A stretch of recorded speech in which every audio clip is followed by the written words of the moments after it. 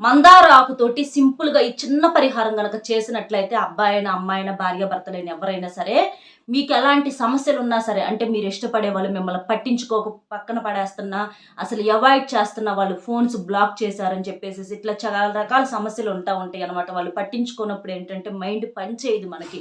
పిచ్చోళ్ళకలాగా behave చేస్తాం.